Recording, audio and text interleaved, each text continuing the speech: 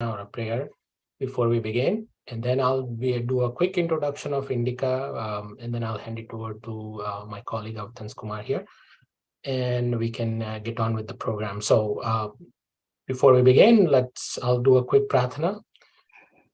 Om Asatoma Satgamaya Tamasoma Jyotirgamaya Mrityorma Mritam Gamaya Om Shanti Shanti Shanti.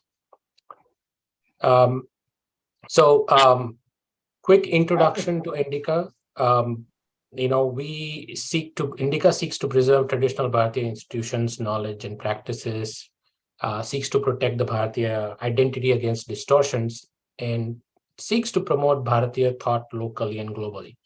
To do that, we have quite a few centers to talk about specific subjects. There is a Center for Bharatiya Languages, a Center for Consciousness Studies and Inner Transformation. There is Center for Shaiva Studies. There is a Center for Indic Studies in Law and Justice, to name a few.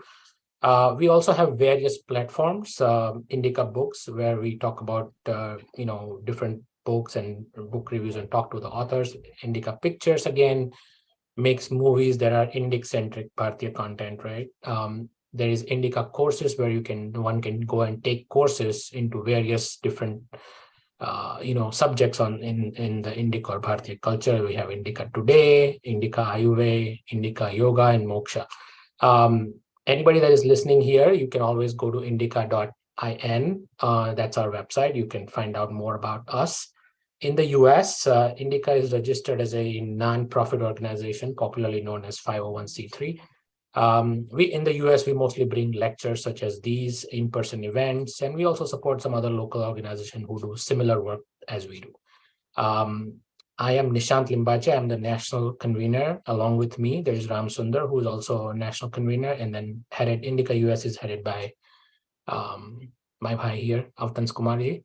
So with short intro, I'll hand it over to Avtans bhai, and we can go forward from there. Dhanyavad. Thank you. Dhanyavad, Nishant bhai. Thank you. And thank you, Ram Sundarji. It is my privilege to welcome you all to this very important conversation with Professor Kapil Kapoor. Just quick short intro of Professor Kapoor. India, as we know, is a knowledge civilization. It has the longest unbroken knowledge tradition, Gyan Parampara. And Professor Kapil Kapoor is one of the foremost acharyas of that parampara. I had the great privilege of learning from Professor Kapil Kapoor.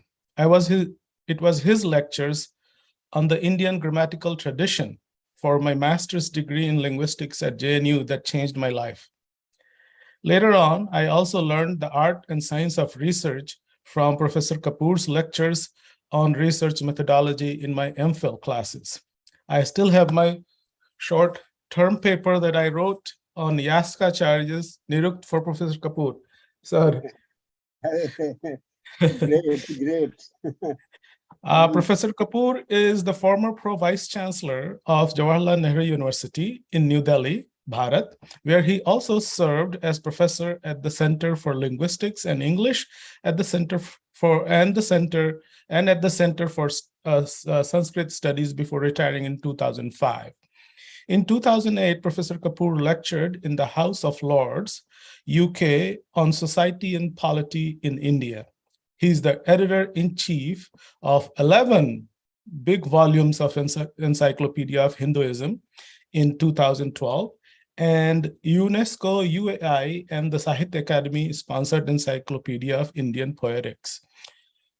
Professor Kapoor has a long list of scholarly accomplishments, and enumerating all of them will take a long time. But for me, he exemplifies the two Katha Pravachan Parampara of the Indian knowledge tradition. His lectures, or Pravachan, if you want to call it, even on such dry topics as research methodology, we are so lively and easy to grasp that we always look forward to it. With this short introduction and without further ado, I hand it over to Kapoor Sahab. Thank you very much for being with us, Kapoor Sahab. Thank you very much. सबको मेरा प्रणाम. I'm very, very grateful for you asking me to meet you, to see you, to interact with you, and on a subject which, of course, has interested me for a long period of time, although I don't think I have understood it much. The basic, the question, the linguistic thought and Shad Darshana, I would say that not only Shad Darshana, but even the other systems, and you know that for us, Astik Darshan are those which accept the authority of Vedas, and Nastik are those which do not accept the authority of Vedas. God happily doesn't figure in our definition of theism or atheism. Hindu Sanatan Dharma doesn't have a God with a capital G. So they don't have much to quarrel about, see, because we accept gods and goddesses with small g's. And anybody can create a god or a goddess of his own. And therefore, we are our Gnostic systems, and Sarva Darshan Sangra of our Madhavacharya, he begins, the first chapter begins with Charavakas. And it's very interesting because this is the 13th century compendium of Indian philosophy, 16 chapters, that means 16 schools of thought are evaluated by him, by the great seer. He was also called Vidyaranya. Some people say that Madhavacharya and Vidyaranya were the same. And 16 systems. And it will be a great study if somebody were to undertake study of the role and place of language in all those 16 systems. Apart from the very fact that, all compositions are Vangmay, they are all composed in language. That's of course true, that the systems of thought are stated. Whatever ideas you have, you state in words. And that's a very important, early, preliminary realization, because when we come to the codified statement by Bhartrihari, that Jnanam Sarvam Shabdena Bhasate, all knowledge is manifested through words. That means all cognition, all thoughts. There's a very strong claim. It is contested by other Indian schools of thought, but I don't think satisfactorily contested, that there is no cognition without a word accompanying it. Except that, when you have the Yoga Sutras of Patanjali, the yoga philosophy, which is deeply influenced by the Buddhists also, where the words are names for, or words are names for mental images. And because they are names for mental, very much like the Buddhists, who said that the words do not represent, do not name, do not designate vastu, an object, but they only designate the momentary image, momentary image that we have of an object. Because the Buddhists believe that everything is changing all the time. We don't see that change happening because it is so close to us.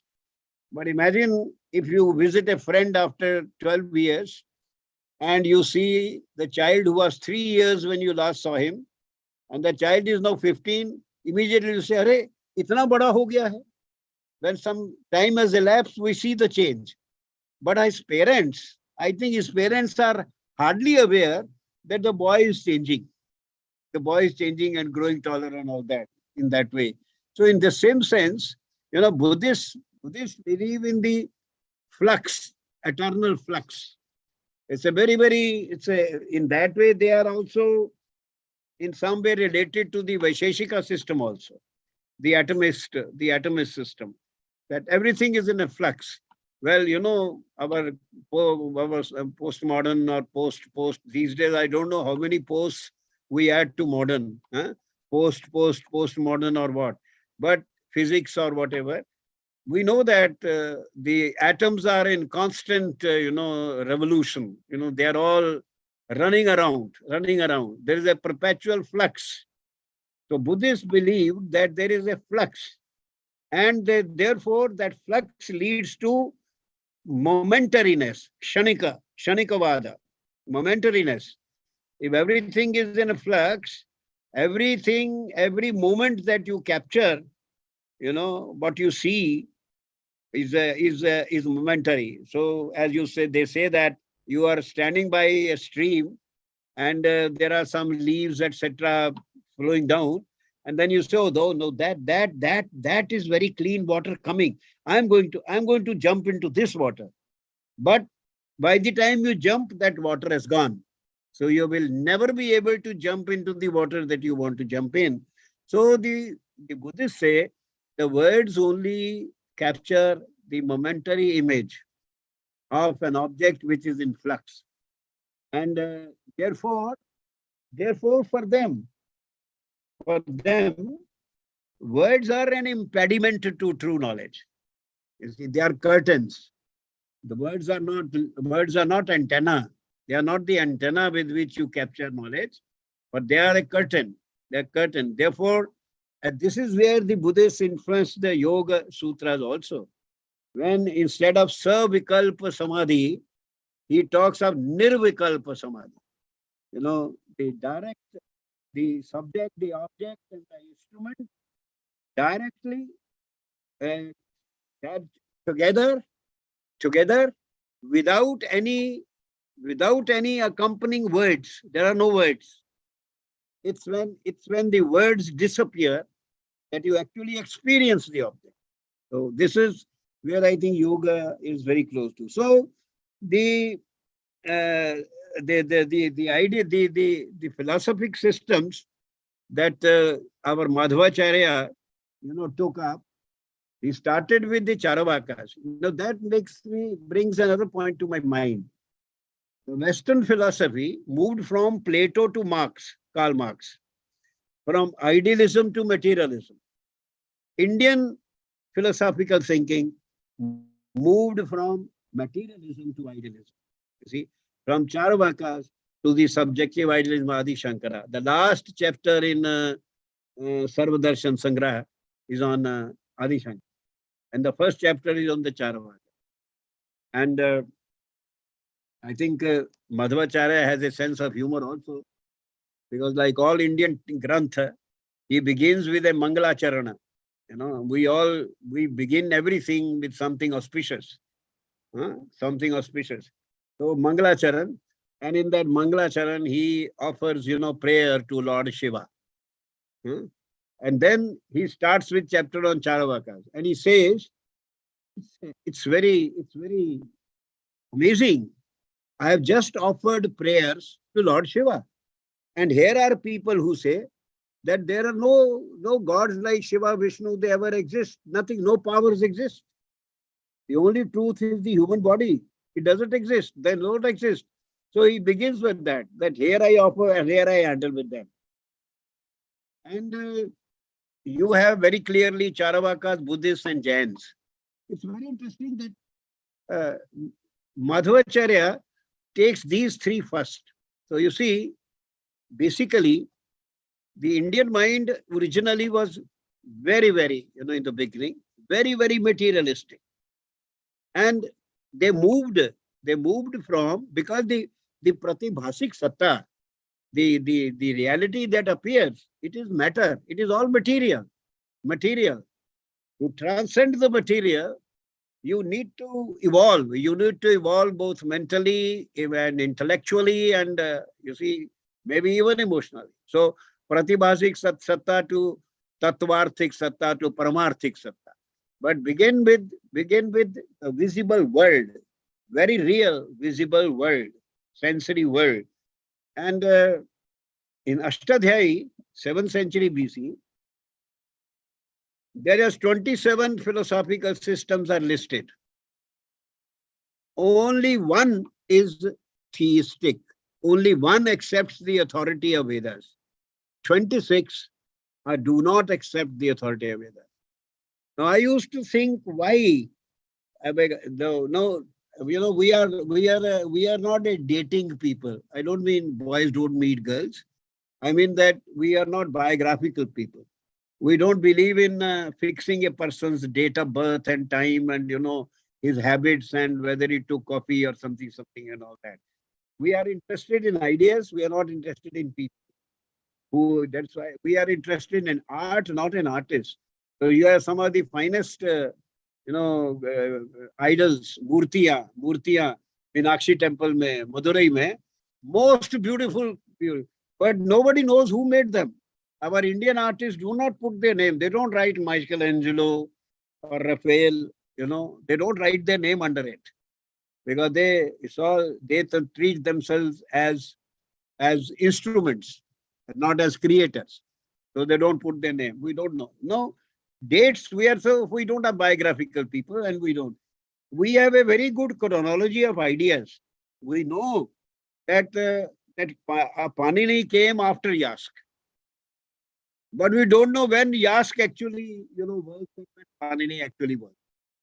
But Panini came after Yask. That's very clear. Because very clear from the ideas that, for example, Yask speaks of 4 parts of speech. 4. Nama, Khyat, Upsarga, Nipata. And Panini's grammar builds on those 4 parts. 4 parts. Nama, Khyat. And he lists the Upsarga and Nipata because the Nipata are the indeclinable. Now, because the Upsargas are the prefixes, we generally say Adhinayak, like that. So they are finite. They are only 24 Upsargas. And the indeclinables, as in English we have, they are very, very limited. So in Sanskrit also. So he lists them, he enumerates them. Enumerate means gave complete list inside the grammar. But for the Akhyata, he makes a dhatu part, a separate dhatu part. Part is in the evolution of Indian linguistic thought. Part tradition is very old. The Indians got into the habit of making lists, partly because the great motivation of maintaining our knowledge text. By the way, sir, we all know Sanatan Dharma has no sacred text. We have no sacred text. It's wrong to say Vedas are sacred, Bhagavad Gita is sacred, Prasthantra is sacred. No. You can tear the Vedas, you can tear Bhagavad Gita. People have done it, But it doesn't matter because we believe that you can tear the book, but not the ideas. You see, you can burn a book, but the ideas cannot be burnt. Therefore, we don't have a sacred books. We don't have, we are not a bibliolatrous people. We are idolatrous people. Now, we worship idols. We don't worship the book, a book. And therefore, you see, this Path Parampara, it started because the motivation for all language study, motivation for all language study in India was the need to preserve and maintain knowledge texts. Particularly because they were all oral text. There was an oral tradition. And oral text has to be maintained. Now, to maintain an oral text, you see how well we have maintained them. How well. Shakespeare's plays written in the 16th century, when Caxton Press was there was a Caxton Press. His plays were printed. But in the 20th century, one of a major scholarship on Shakespeare textual scholars. कि ये line कहीं Marlowe की तो नहीं है इसमें, Christopher Marlowe तो नहीं है इसमें. You see? But look at the Rig Veda, look at the Sama Veda, look at the Yajur Veda, Atharva Veda. They come down intact over 5,000 years. Not a worm out of place. Not a one. How well they have been maintained. Great scientific, systems were developed, paradigmic systems. And they had to sort of, they had to learn, because in oral text, words merge with each other, sounds merge with each other. What they called samhita, the samhita text. You see? If you see some of the early publications of Puran or Sagar, you'll find for 10, 12 lines, continuous, single sentence, all merged.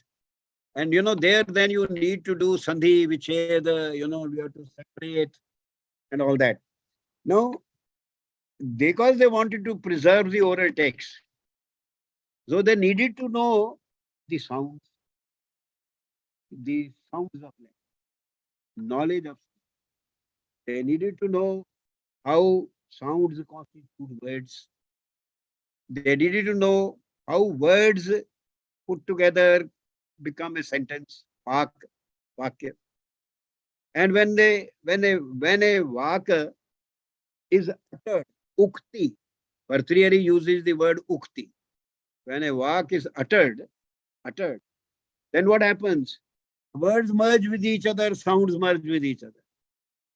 And like take an Indian English example, I take very simple. I saw a lamp post separately. But when you speak, you say, I saw a lamp post. I saw a lamp post. I saw a lamp post. Now I saw a lamp post. इसको आपने अगर इसको text को maintain करना है, you have to break it up.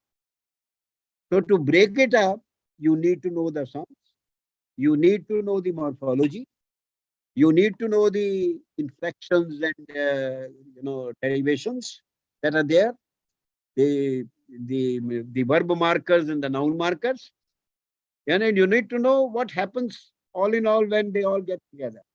So you need to how to then unravel them. That's why the sciences of language developed the earliest. Phonetics was the first science to develop. And then you had this once you separate, for that you need morphology, and for that you need to recognize the affix and the root. If you read, it's very interesting that Madhvacharya has a chapter on Panini Darshan. See, it's a book of philosophy. So he has a chapter on Panini's philosophy, the Paninian philosophy. And he starts with a very simple statement. He says that if we want to know in a word what is a root and what is an affix, he doesn't say in a word. He says, if we want to know what is a root and what is an affix, where will you find the answer? You'll find the answer in Panini. Now it appears very simple, root and affix. You see, root and affix. But this concept of something basic, that basic modulated, inflected by something, you see, it goes beyond language. You have that, catalytic agent, whether in chemistry or physics or something, or you take milk and you put a spoon of curd in it at night. In the morning, you have frozen, you have curd. So you have a root and you have an affix. You have a base and you have an affix. So a very large principle. And that principle itself, is an explanatory of so many things in life, in nature also, in the phenomena of nature also. So he begins there. So here's a Panini Darshan. So coming back to this question of, why in Ashtadhyayi, 26 systems are, Gnostic.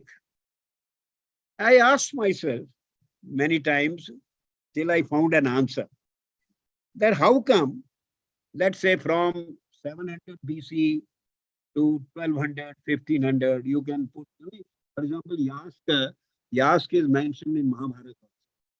So Yask, no, it's possible, maybe Yask was not there when the Mahabharata war was fought, but Yask was there when the Mahabharata text was composed by Vedvyasa. We must distinguish between the composition of the text, the narrative, and the event. The event was something 3114 BC, and the composition must have become around 1500 BC. So maybe Yask was 1500, maybe 1400, maybe Panini was 1300, 1200, we don't know. But what happened in that period, that remember that Ashtadhyayi, Panini Ashtadhyayi also, you see, there is no reference to any spiritual concept, any, and it doesn't mention any god, no Shiva, no this. It's a very hard empirical grammar. You see, hard empirical grammar. So I have used to ask myself, what happened? And the answer was, that came to my mind, that the Mahabharata war, where in 2 days, in 18 days, 36 lakh people died, were killed in 18 days. 2 lakh a day. The density of killing is more than that in the World War I and World War II. When such destruction took place, and it took place in the background of, there was a background of Vedic knowledge. The great Vedic thought, Vedas, the Vedic values, the Brahmanas, the Upanishads, great thinking. But it led to what? It led to a war where so many people died. Now so people lost faith. People lost faith in Vedic ideas. And this is quite possible. Look at Europe after World War I. See, World War I, you have people like Heidegger and Husserl and others, where Europeans lost faith in the entire age of enlightenment, the philosophy of reason, which was cultivated for 300 years, age of enlightenment, that, was beginning with Descartes and beginning with Francis Bacon, Novum Organum, and Descartes' method, rationalism and empiricism and laboratory. They replaced God by man, and they replaced Mother Mary by dynamo. You see? And people lost faith. So people lost faith in that process of enlightenment. And you had this uncertainty principle, uncertainty principle. See, uncertainty of everything. So we have a recent example to show that when some cataclysmic human damage takes place, then people lose faith in the ideas which are in the foundation of that civilization. So people must have lost faith. And the result is that there are 26 materialist systems and only one system which still believes in the Vedas. Of course, there was a revival. And revival took place. We are told that some Brahmins, they started Gya Devata, Gyan ka Devata. They will have a huge, vessel, flat, and they will make a small pind of, atta, loi, jiska roti banta hai. They'll make that pind and they'll put a small light on the top of that. And they will go from house to house. That this is Gyan Devata, Gyan Devata. Gyan Devata, and gradually, Gyan is impersonal. Gyan is fine. Gyan hai. Gyan to hai na. Ek Gyan fail kar gaya, but maybe there is other Gyan which can save you. So that Gyan Devata, then the name was given to that Gyan Devata, you know. And the Bhagavad Dharma originated, Bhagavad Dharma. And Narayan was the first, Narayana, Bhagavad Dharma. Bhagavad Dharma gradually, gradually evolved. And ultimately it ended in a bhakti movement in India. You see, bhakti movement, Navada Bhakti, 9 kinds of bhakti. You see, 9 kinds of bhakti. So nobody has written for India a history of ideas. I think somebody should sit down and write a history of ideas. History of ideas.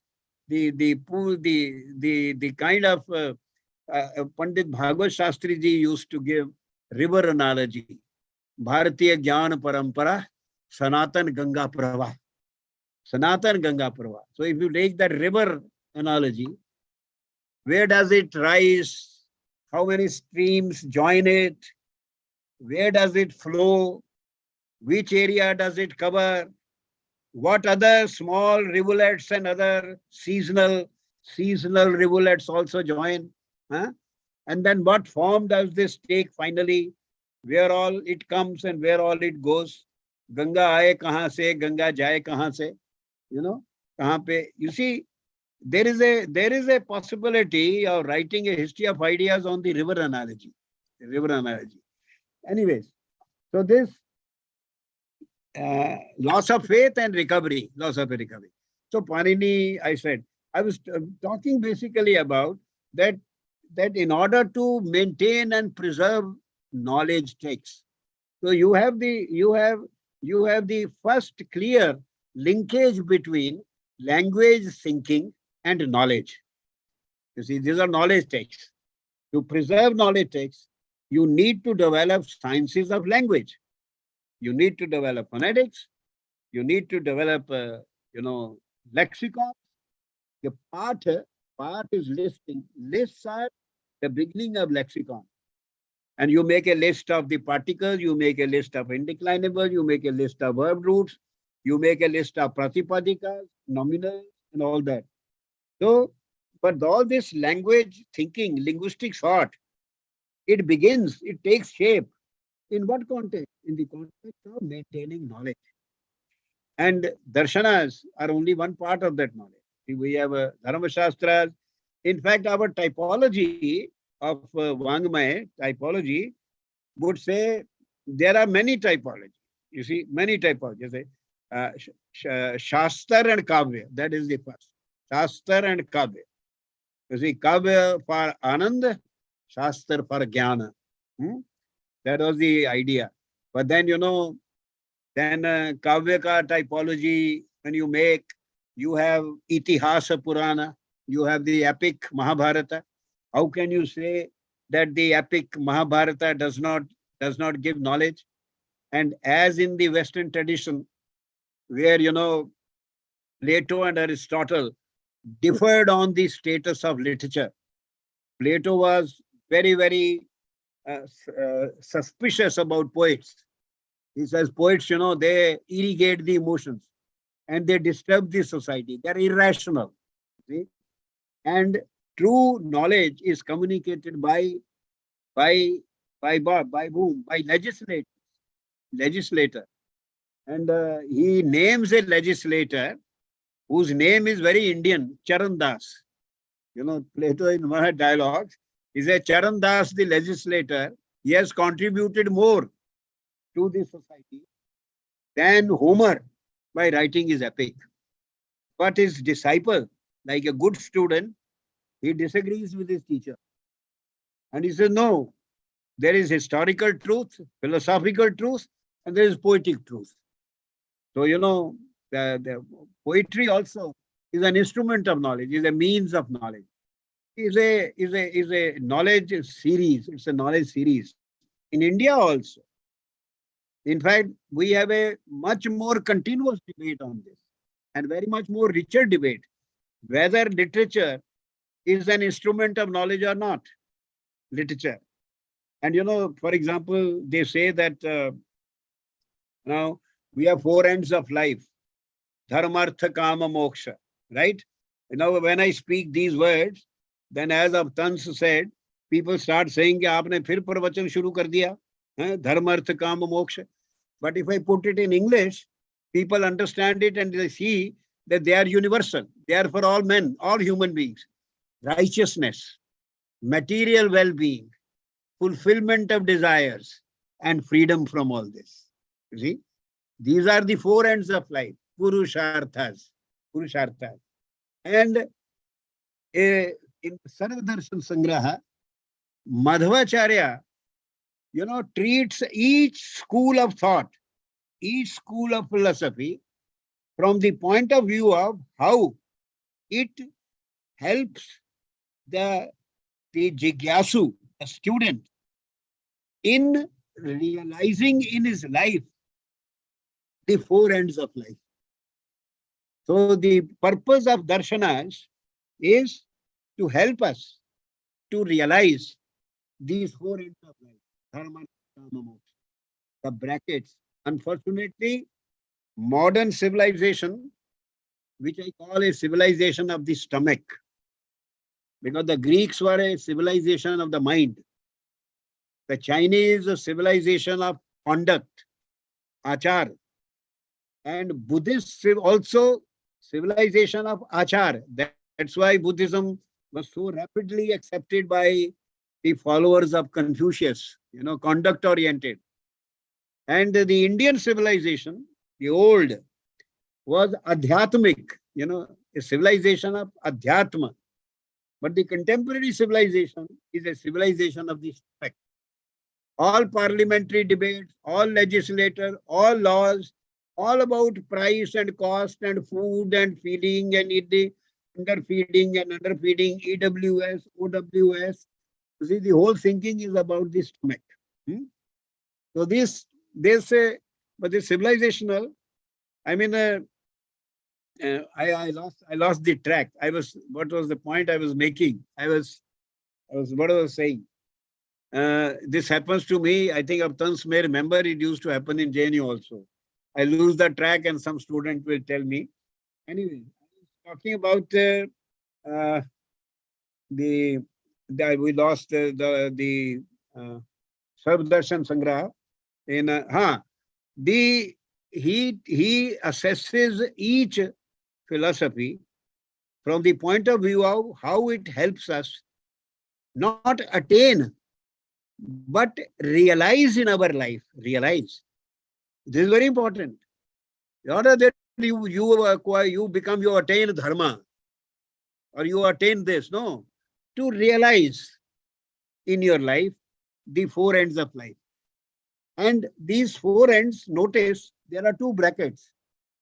Dharma and moksha. You see? And arth and kama are in between. The contemporary stomach civilization has removed these two brackets. Dharma or moksha. It is all about arth and kama. Arth and kama. So live in relationship and gay and, and all that, as you know, all that is happening. See? So, and also a civilization, which is there were a time when people used to make big, huge, bade kaam kar, epic likhte the, epic. And we have come to haiku now, 4-line poems. We used to plant big banyan trees. Now we make bonsai, small. The big burger is like and people show, see, this is a banyan tree, 6 inches. So this civilization excels in microchip.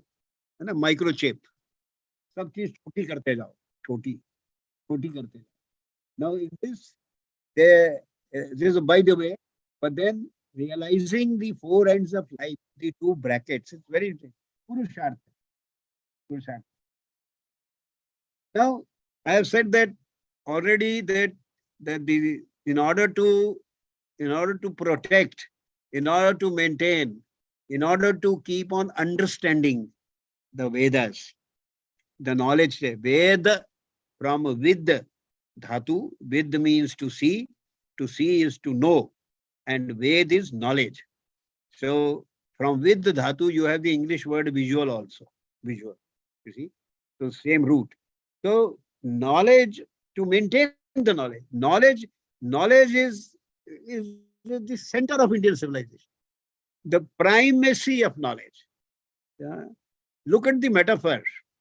The Western metaphor is knowledge is power. Our metaphor in Bhagavad Gita is knowledge is a purifier. It's a purifier. Nothing purifies like knowledge. Not even Agni purifies like knowledge. Of course, when you purify yourself, it gives you power. But this power is not exercised on others. This power is exercised on your own self.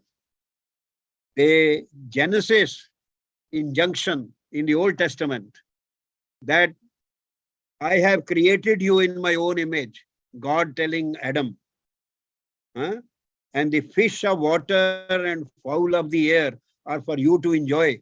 Exercise dominion over them. Exercise dominion over them. And the Western, you see, both the principle of consumption and the principle of domination come to the Western civilization from that ancient source. You see? And add to that the 10 commandments. Each of the commandment, it also gives an inducement. If you do this, you will go to heaven. So you have the beginning of commercial philosophy, buy one elephant, get one free. You do this and you will get this. You do this and you will get this. So the roots of this consumption, induction, and domination, they are there in the very roots of the civilization. But here, you see, it says, we say, you exercise power over yourself. Power over yourself. And, if you look at the post-Renaissance Europe, what we call modern, everybody uses the word modern without realizing that the word modern doesn't apply to India at all. Modern is an episode in the European history of ideas. And it happens in Renaissance. Two things happened. Ontological shift from God to man. Medieval scholarship in Europe. Great scholarship. You can't undermine. Marcus Aurelius, Thomas A. Kempis, great thinkers. St. Augustine. But the medieval scholarship for 1,000 years, 800 years, was all about God. Nature of God, nature of man, nature of man's relationship to God. This scholarship, of course, and the world and all appear. But Renaissance, they shifted ontological shift from ontological object of knowledge, shifted from God to man. God to man. And epistemological shift from the book to reason. The book to reason. So Descartes and this inductive reasoning and deductive reasoning, inductive and deductive reasoning, and Francis Bacon and Novum Organum, his book and on method. So these the shift from God to man, because the Abrahamic civilizations are theocentric civilizations. Theocentric, God-centered. And Theos is the great God. And therefore, he's one. They are one God people. And that God is formless, Nirakar. But there is a logical fault line, mind you. It's Nirakar, but it is not Nirgun. It is Nirakar, but not Nirgun. Spinoza in his interpreting the scripture says, Hebraic God is an angry God. See? So you have Nirakar, but not Nirgun. That is why the three one God people, they fight with each other.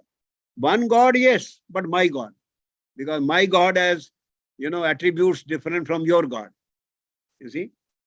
And another interesting point is that Two of them are proselytizing. Only Judaism is not proselytizing. How did Judaism escape? Judaism did not interpose a mediator between God and man. So men, human beings, had a direct connection with Torah. But in the case of Islam and Christianity, you have a mediator, an intermediate person. You see, God cannot say, change his religion or, threaten him. But his interpreter can. It will be very interesting that in 1835, when English Education Act was promulgated, they say, we are going to produce people who will look Indian, but in their opinions, morals, values, and intellect, they will be British. They will be our interpreters. Interpreter. Now, interpreter, अगर एक बड़ा gross word use किया जाए तो होता है दलाल, है ना? The moment you have an interpreter, that interpreter will, spread your message, will sell you. So you proselytize, right? You proselytize. But Judaism didn't do that. Anyways, I have a tendency to wander. But then you come back, you see, maintaining the knowledge takes through linguistic thought. So linguistic thought has such a long history. I mentioned that first the phoneticists, then part, listing. Then you needed morphology. You can't have an order. कोई sequence नहीं है कि आपने पहले phonetics सीखी फिर like our ELT people, they say listening, speaking, reading and writing, 4 skills in that order. I have never met a man who only listens, never met a man who only speaks. Every man who uses language, he does all the 4 things together. You see, in the same way, the sequence, there's no sequence between phonetics and morphology and all that. They all developed simultaneously. But the codification, we know codification took place. Phonetics codification took place the earliest in the Pratishakyas. Pratishakyas means each shakha. Rig Veda had 21 shakhas. Today only 2 are survived. And one of them is going to be extinct in the next 2 years because it is in a town in Rajasthan. We have 2 brothers. One is 75, the other is 77. They are the ones who are carrying on that shakha. And once they are dead, their shakha will go. People are trying to, train. We have only one left, the Sakal boy shakha is still all around there in India. So you have a shakha. So each shakha has its own pronunciation. You see, look, India, we must understand all these things, they are nothing new and they were nothing old because what we are noticing there is happening today also. Look at English in India. So people say there are so many varieties of English. When you say Indian English, well, Indian English, you have to describe Indian English. But what you have is, Tinglish, that is Tamil English. You have Binglish, Bengali English. You have Pinglish, Punjabi English. And you listen to these people. In the same way, Sanskrit was also, pronounced differently in different parts of the country. And there is a small narrative that Saraswati, who was posted in Calcutta, Bengal, she went to God once. She said that, please transfer me from here. They are very good people, very nice people. पर वो संस्कृत उनका जो उच्चारण है बड़ा कर्ण कटु है. वो संस्कृत भी ऐसे बोलते हैं जैसे बंगाली होती है. So she wanted to be transferred. So these varieties are there. So we have pratishakyas. Every school where it is located and what it is doing, they have their own. And we have very many pratishakyas. Rik Pratishakya, for example, it's a great phonetics text. In the Rik Pratishakya, it is said that the sound this has more than 2,000 varieties. you know, and there are factors like bhar, bhar, mass of a sound. I mean, imagine, and the color of a sound, color, color of a sound and mass of a sound. So you have so many combinations. So they develop, but the codification, Pratishakya, the difference, two kinds of Pratishakya and Shiksha. Pratishakya and Shiksha.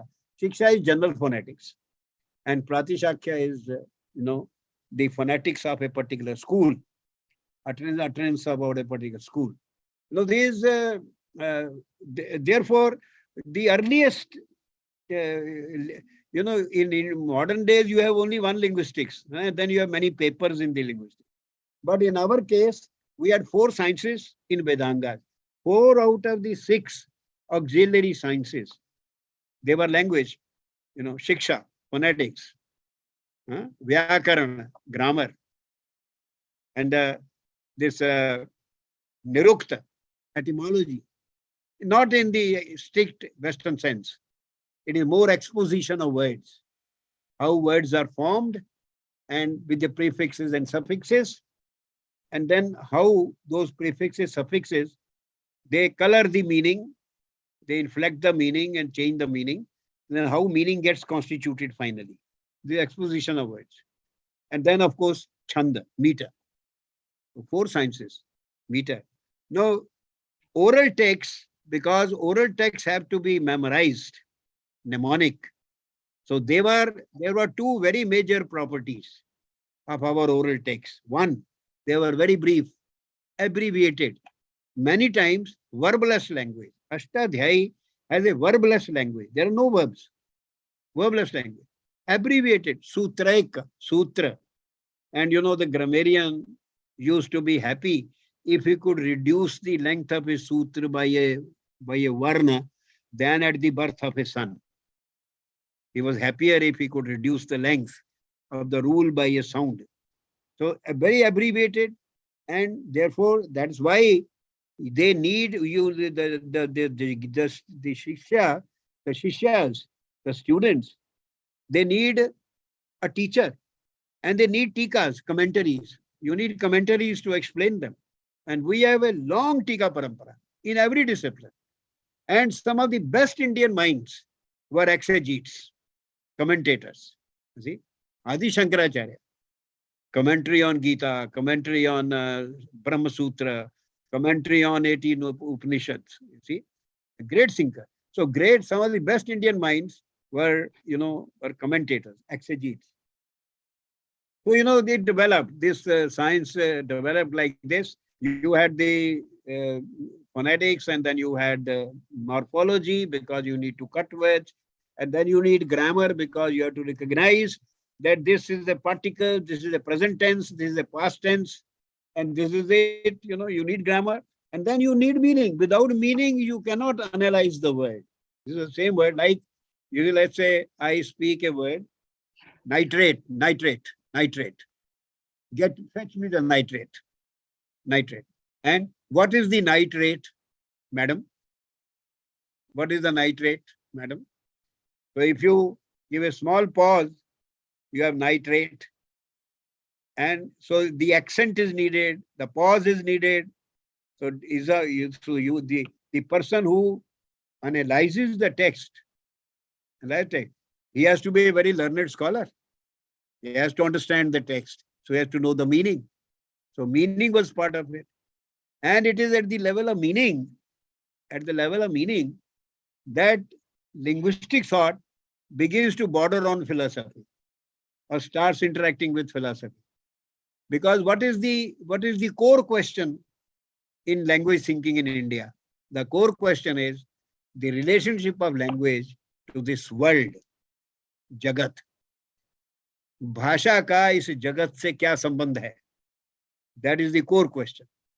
And that question, is the imbrication, where language imbricates with philosophy. And if you look at some of them quickly, for example, in Mimamsa, you see, the meanings of words are action, performance. It's performance. And the Mimamsa has injunctive sentences. ये करना है, ये करो. And look at Vedanta. It has declarative sentences, not injunctive. You see, it has sentence like tat aham brahmasmi, tat tattvamasi, aham brahmasmi. Declarative sentences. So these are seemingly metaphors, but they are to be taken literally. They are not to be. If you start looking at treating them as metaphors, then you lose the meaning. In that sentence, those sentences. Mahavakyas, they are called Mahavakyas. Mahavakya, the grand sentence. And this concept of Mahavakya was extended to cover the epics. Ramayana is a Mahavakya. It's a grand sentence because sentence is a complete thought. So there is a complete thought underlying the epic. And you have to have the grammar of this complete thought. You have to have, so whether you do the structural analysis or whatever analysis, but you have to analyze that one sentence, that there is something, there is a meaning there. And that has to be in the grand sentence. The ek vakyata of an epic. All these sentences constitute one sentence. You see, one sentence. So there are people who will tell you the story in 10 words. And there are people who will tell you the story in 10 months. Murari Bapu goes on ruminating on Ramayana. Ruminating. He brings in Guru Nanak also. Every other people like that. And there are people who will just give you the essence. And there is a funny couplet from Uttar Pradesh. Ek tha Ravanna, ek tha Ramanna, वाह ने वाह की त्रिया चुराई, वाह ने वाह को मारना. इतनी सी कथा भाई, तुलसीदास लिखे पोथन्ना. कहानी तो इतनी है और तुलसीदास ने तो पूरा एक पोथी लिख डाली इस पे. तो यू कैन, हमारे ट्रेडिशन में भी टेक्स्ट के 3 फॉर्म्स होते हैं, लघु, मध्यम और बृहत्त. सी, even Bhatrihari, people like that, they do a brihat, they do a laghu part.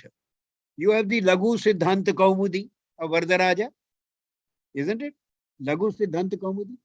So, Laghu, Madhya and Brihat Pathas. Path kehte hain usko. Path, recension.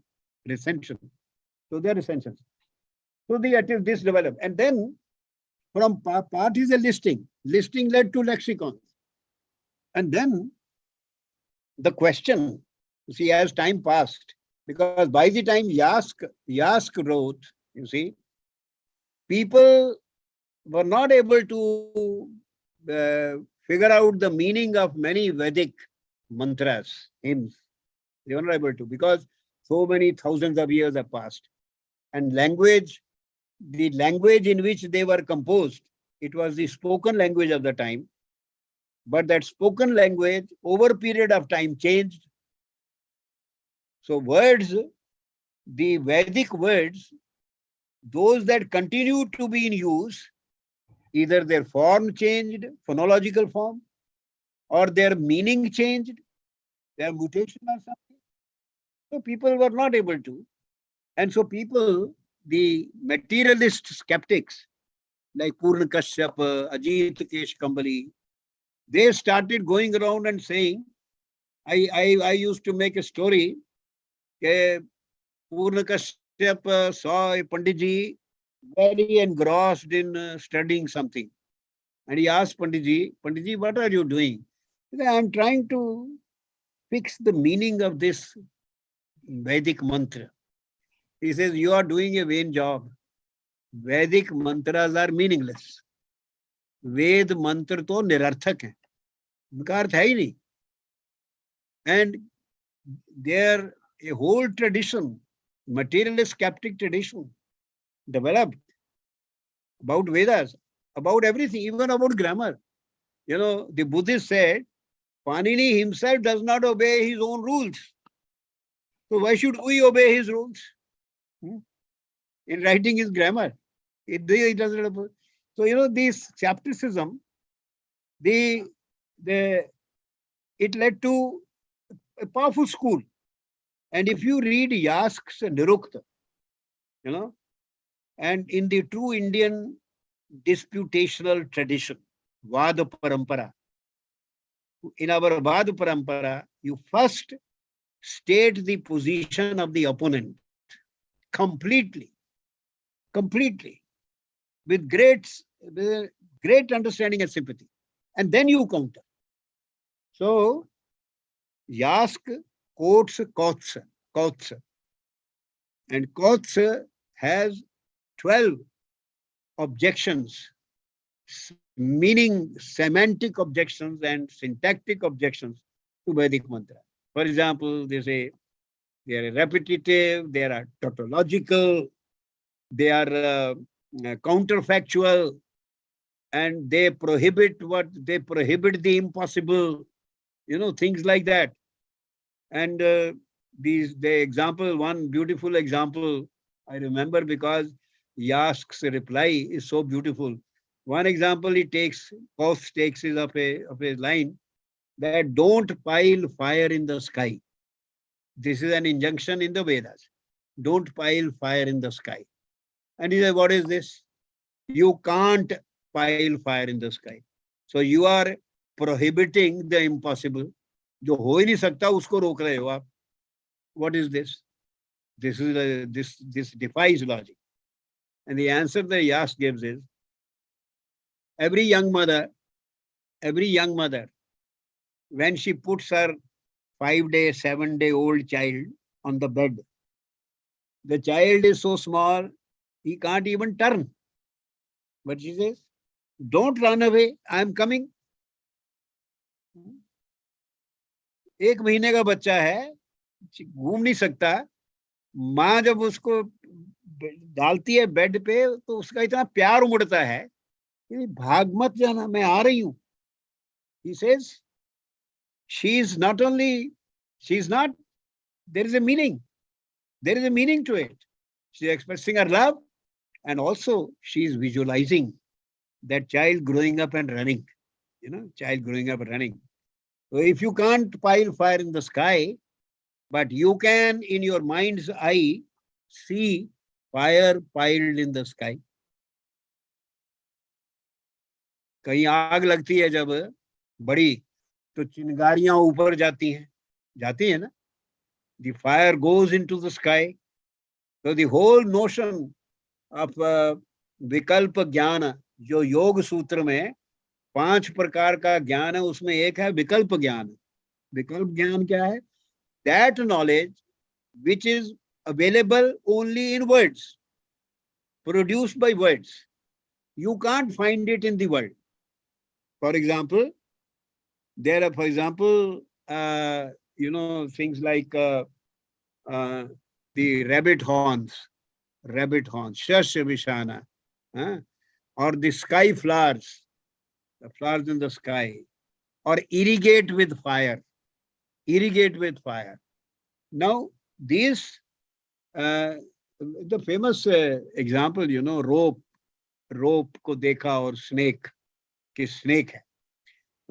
The knowledge produced by language, vikalpa jnana. So language is able to designate even those things which are not actually present, which are absent, is able to, right? Is able to go. So vikalpa, it is an extension of this idea.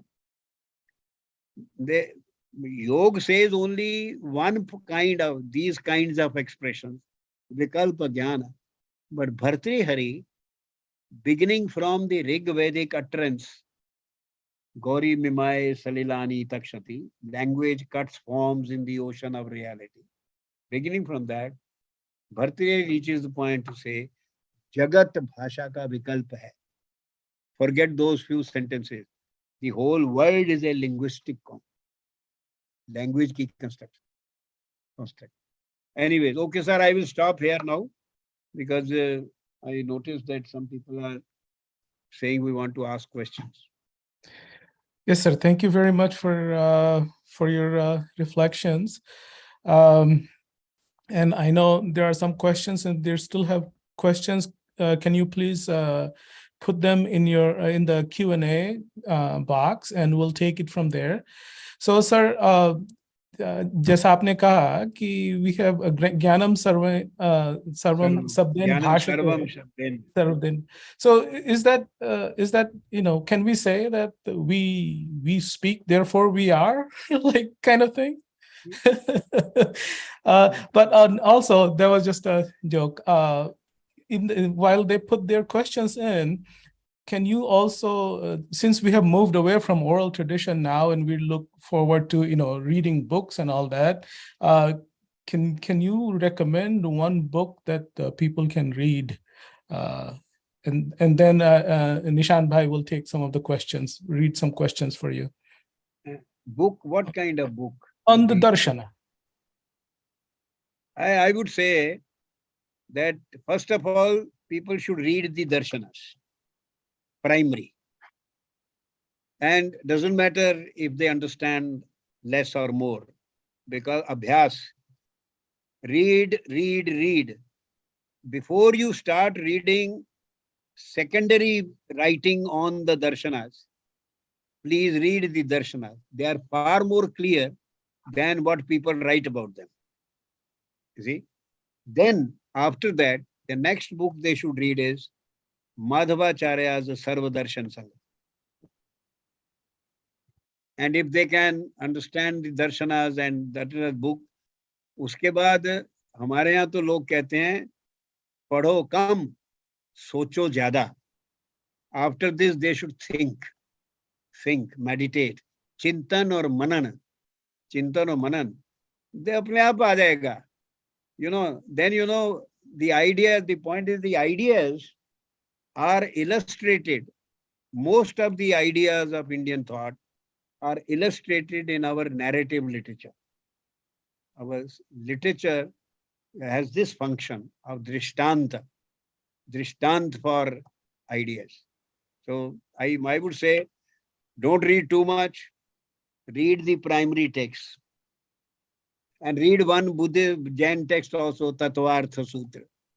And read at least one Jayant Bhattika Nyaya Manjari for the Buddhist logic. तो ये 5-7 किताबें पढ़ के छोटी हैं. You will finish them in about 3 hours, but not understand them in 30 years. But it depends. Depending on the intensity of effort, you can understand them in 3 days, 3 hours, 3 minutes, or 3 months, or never. So it all depends on the intensity of effort. But read the primary text and widen. Don't remain only Shad Darshana, which is Sanatan, but also they have linkages with all Buddhists and all that. Even in the theory, in meaning also, Buddhists have links with yoga, and yoga has links with the materialist thinkers also.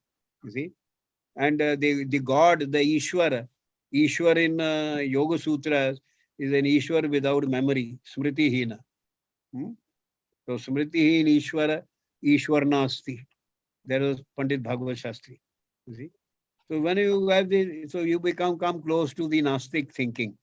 So ये related हैं. We cannot isolate. We cannot study Sanatan texts in isolation, because the Buddhists and the Jainas, they are also part of the same parampara, same tradition.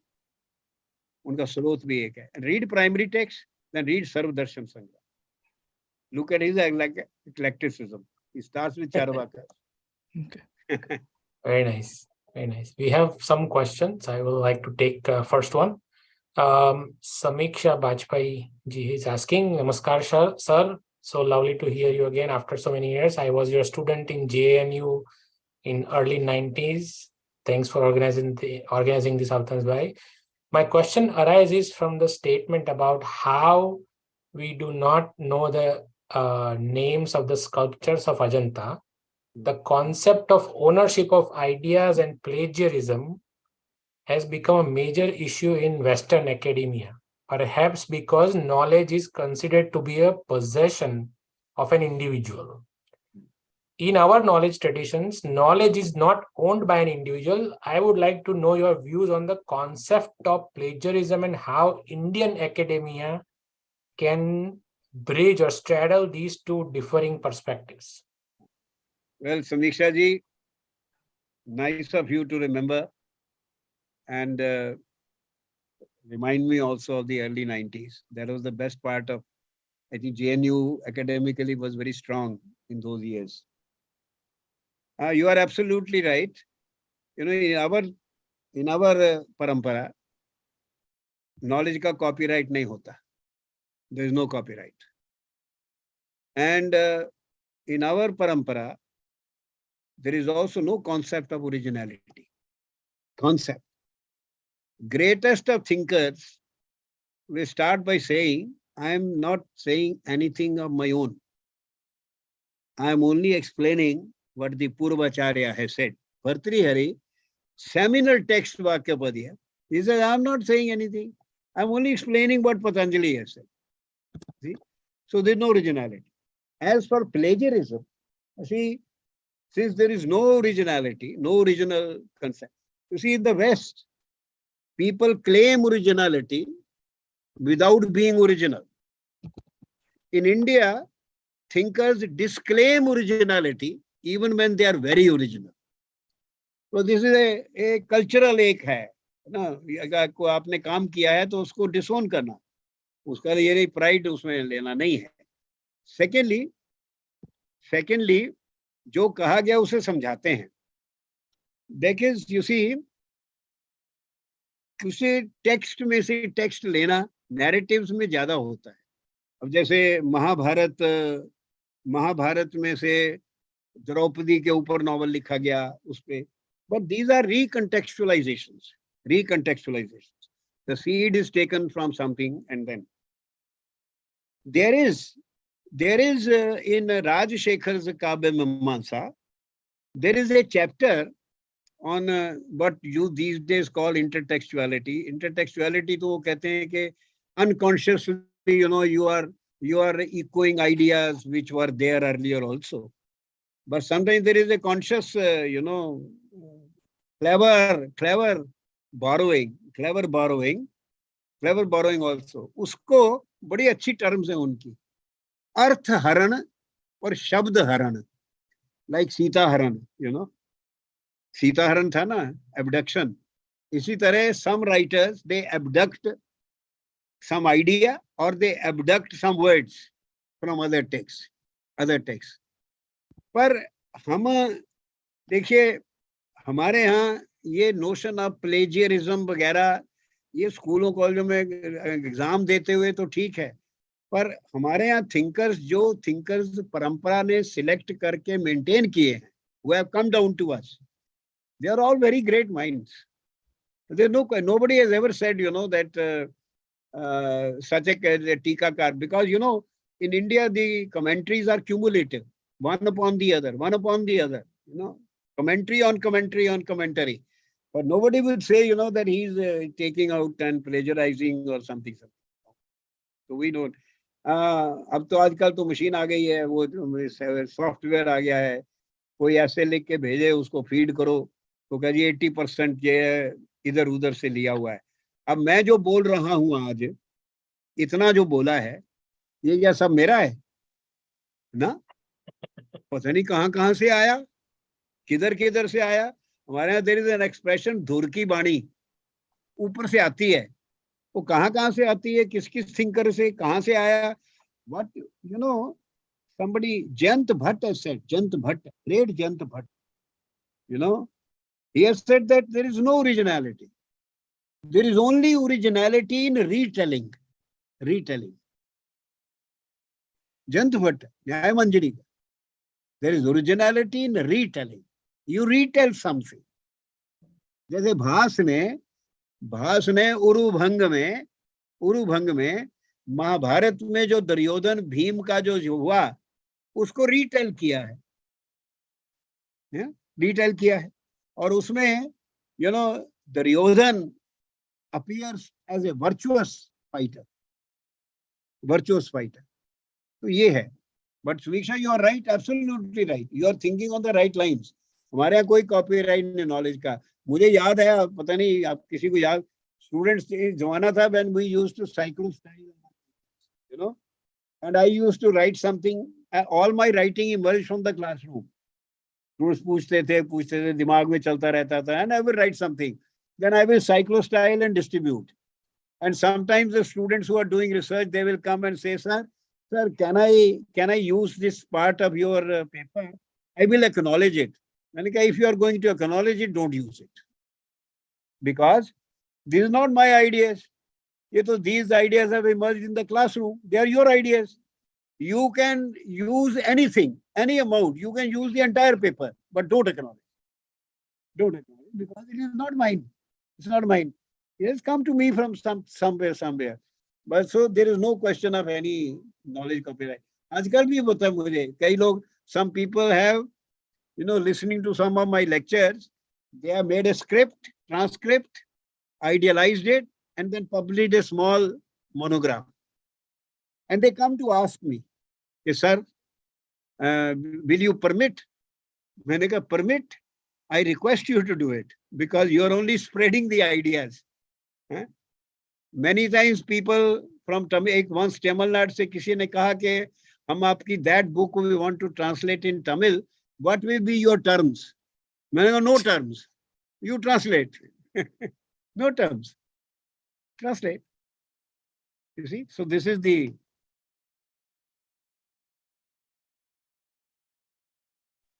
Ji, sir. Okay. All right. Next question. Anybody wants to ask? Ram, you want to ask? Go ahead. You're mute, Ram. Yeah, let me go ahead. I think this question is from Devamalya De. I'm just going to read out now. When Professor Kapoor says people lost faith after the Mahabharata war on the foundational basic ideas and gods and focused on jnana, is it a conjecture or a fact? If faith was really lost, how is practice of Bhagavad Vishnu cult still prevalent? Was it then a later revival due to Bhakti movement? It's neither a fact nor, what was the other word used? Conjecture. It is a speculation. Sometimes you have to speculate. When you reconstruct the past, you speculate. The question is, why is it that a very important text, when it lists 28 systems or 27 systems of philosophy, 26 of them are, materialist. And that means they do not subscribe to the Vedic thought. So what could have happened? And if you take the analogy of Europe, losing faith in something, they lost faith. Bhagavad Dharma is very, very old. It was not the product of Bhakti movement. Bhakti movement is the product of Bhagavad Dharma. See? And Bhagavad Dharma is very ancient. It started, in fact, along with the materialist skepticism, when materialist skepticism became widespread, it appears, there was this counter movement also. Counter movement. It gradually gained faith. And there was an intellectual need also. You see, karma theory gradually became very rigorous. Karma theory. That you cannot get away from the consequences of your karma. So rigid. Because see, the Greeks, they can blame their suffering on fate. The Christians can blame their suffering on the original sin. You see, or on kufr. Some other people, wo jo kufr hai. But the Hindus cannot blame their suffering on others. They are responsible for what happens to them. So karma theory is very rigorous. And sanchit karma, you are a very good man and you suffer so much. You are a very bad man and you are enjoying your life. Enjoying your life. So what is it? It is not only the karma of this life. So punarjanama and karma theory, they are interwoven. And rigorous karma theory. Bhagavad Dharma, one function of Bhagavad Dharma, or that of bhakti later on, is to reduce the rigor of karma theory. आपको जो punishment मिलना है, जो आपके साथ होना है, अगर शरणागति, if you surrender completely to somebody, then you know that rigor will be lessened. So, my dear, we are not a scriptal people. हम लोग scriptal नहीं है. हमारे यहाँ लोग 2-3 हजार साल पहले चीजें लिख के नहीं रखते थे. जन्मदिन, जन्मपत्री नहीं बनाते, वो बर्थ डेट, बर्थ का सर्टिफिकेट नहीं देते थे. और अगर महाभारत की लड़ाई 6000 साल पहले हुई, तो 6000 साल में अगर ब्रॉन्ज के चैरियट होते थे, अगर वो दबे भी हुए होंगे, वो भी मट्टी हो जाते हैं. तो अगर west starts looking for facts every time and artifacts, they won't find it. But you go around the area, the villages are named after the events of Mahabharata. You see? And the villages are named and the races are there. People are naming their children after them. And they have all the epic tradition and all that. So you see, obsession with fact. Is it a fact or what? What you should do is, otherwise, you try to explain why there were a whole long movement of materialist skepticism, which culminated in Mahatma Buddha. Now, Mahatma Buddha is a materialist thinker, but he is not a scotch drinking materialist. He is an ethical materialist. The materialism of the Buddhists and the Jainas is ethical materialism. Ethical materialism, right? Okay. Okay. Let me ask another question, and this is my own question, Professor Kapoor. So, I grew up in Madras in the 70s and the 80s. I'm cognizant and conscious of the language issues, that's been affecting India or plaguing India since independence. I've always wondered, when pluralism is embedded in our darshanas, why is it that we have had issues handling multiple languages after independence? And what are your, I'm keen to know your thoughts. Because of the constitution and the constitution makers. There was no need, there is no constitution, no need to make an official language and an official language. You see, the problem with the constitution makers was, they were also products of this education, you see, in which they read, about nation, Europe ka, nation. And now forgetting that in Europe also, the so-called nations emerged after the breakup of the Austro-Hungarian Empire, after the death of Bismarck in 1881. Before 1881, there were no nations in Europe also. When the empire broke up, you have Norway, France, Belgium, Germany, Sweden. So, nation, one language, one ethnicity, one religion. This is a nation. And they read it in, this Gilchrist and other textbooks. हम लोग undergraduate में political science की पढ़ते थे, state, nation and nationality. वो सारा उनका idea लेके. Now, this definition, they were brought up on this definition, this diet. And then they started making the constitution. And they felt so sad that India is not a nation. So we have to make a nation. And the whole process of nation building, so much of research even in literature, literature and nation building. And naturally, they had not read the Vishnu Puran, 2nd century BC, where the entire country is described, multiple people, multiple languages, multiplicity. They are not read, and they were not aware that this entity, that we have a doubt it's not a nation, but for Fahian, for Megasthenes, for Ptolemy, for others, there were no doubt this is India. There are no doubt. India is an entity. But we brought up on this diet like a broiler chicken, we are so on a special diet. So we look good. We speak English. The only problem is we can't stand on our legs. We can't stand on our legs. So they started making a nation, turning India into a nation. So they first started with language, one language.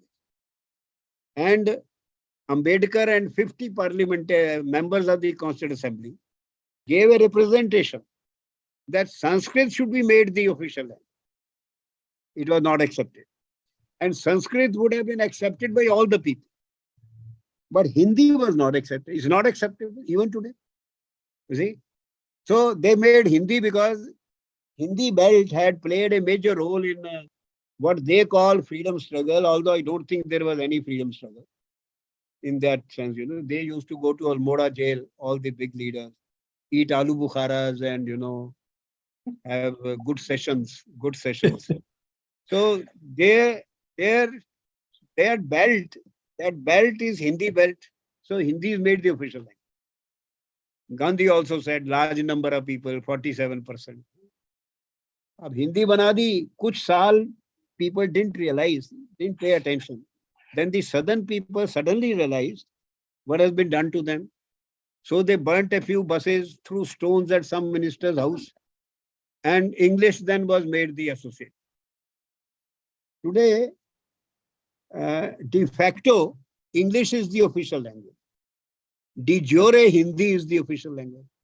But even today, my dear sir, you cannot draft a law in any language but English. So when they made English, then suddenly the Marathi people woke up and the Kannada people woke up that our languages have history much longer than English.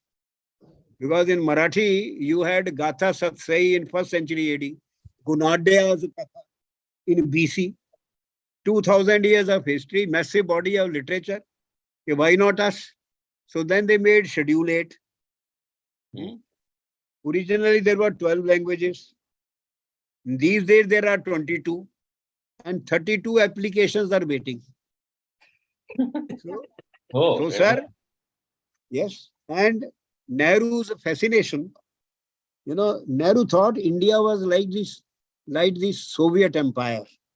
1928, the entire Nehru family was invited by the Soviets on a visit, and the entire family went.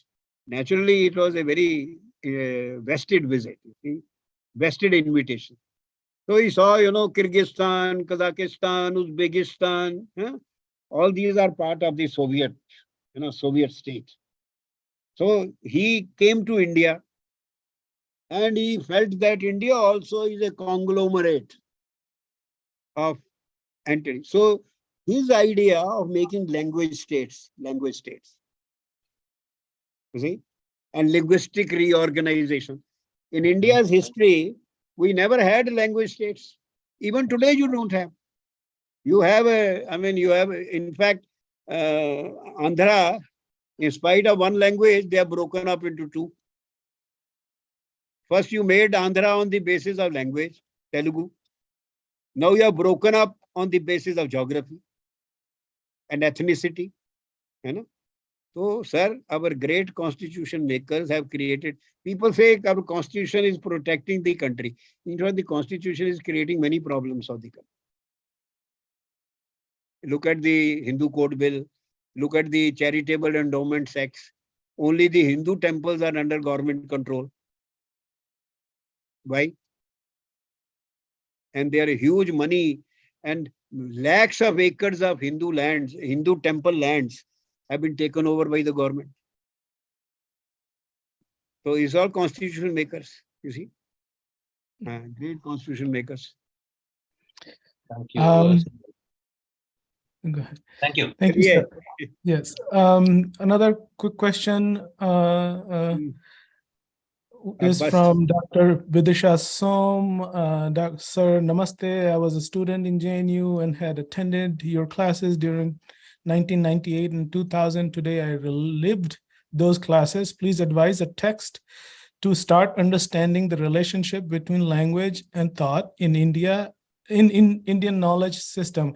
I think you may have answered it, but if I'll ask another question. Bhartrihari's Vakyapadiya, Brahmakand. Bhartrihari's Vakyapadiya, which has 3 kand. the Brahma can't. But in fact, all the three. Bhartareya's Vakyapadi will give you the answer. Because his very first, Anadi Nidhanam Brahma Shabda Tattvam. The whole idea, ultimately, that language is language like Brahman. Brahman manifests itself. In the same way, the abstract, indivisible word, it manifests itself in so many forms. Vivarta hota hai uska. Fैलता है वो. Spreads, expansion hota hai.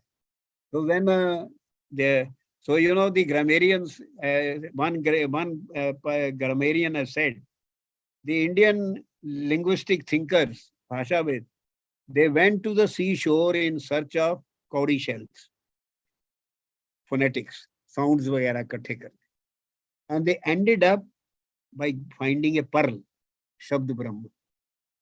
Shabd Brahma. So from phonetics to Shabd Brahma, they had a movement. तो इसलिए वाक्यपद ये पढ़िए बस और कुछ ना पढ़िए और सोचिए, and you get the relationship between language, thought and reality, because they are three different things.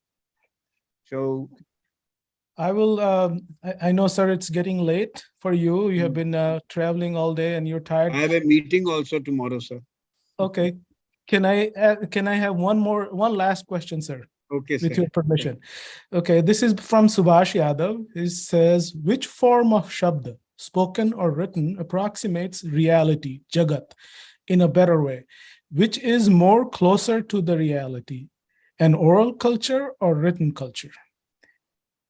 This is going to be our last question. I think language is basically speech. Even if you read Plato, who is the father of Western thought, language is speech. Writing is derivative. Writing is your alphabets are a representation of sounds. Vak, language is basically speech. There is no question of being closer to reality. In fact, our thinkers say language constructs the reality. Language constructs the reality. And it's entirely because it's an language is speech. Language is not writing. Of course, Moses went up Mount Sinai. God came down and he met and he said, these Jews, I have liberated and they have fallen into very evil ways. What should I do? Then God told him 10 commandments orally. And Moses said, please write it down. And in the Old Testament, God wrote with hand of fire. Why? Because in the Western system, if somebody goes and says, okay, the wise man has said this, so you do this, nobody will believe. You put it down in writing. In India, even in a village, if say कि Baba, grandfather ने कहा ये बात, आप तो वचन, the words of the wise are प्रमाण. प्रमाणे क्या हमारे वहां नहीं है. तो इंडियन ऑफिस में आप जाइए, एप्लीकेशन लेके लंबी लिख के, the clerk will push it aside and say, आप बताओ क्या बात है, what is it? In Europe, you start speaking, he will put a paper before you and say, put it down in writing. We are oral still, and they are scriptal. It's not a question of being closer to reality. Language, script is secondary. It's derivative. And it is bad. English alphabet is very bad script, by the way. So you have so many problems of pronunciation in English. If you were to write English in Devanagari, many of those pronunciation problems will disappear. For example, put and but. B-U-T, P-U-T.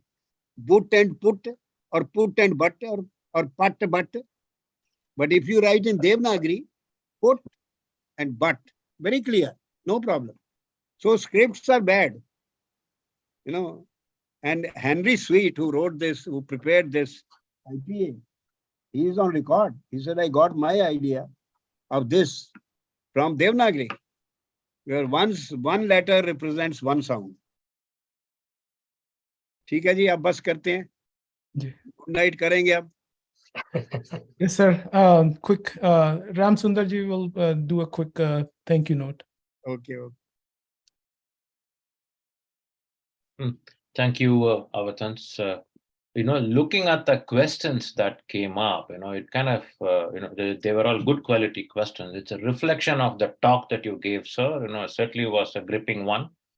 Thank you for taking your time to share your, thoughts with us. It was indeed a privilege, to host you for Indica webinar. We only hope that we can have you on webinars more number of times, when your time actually permits.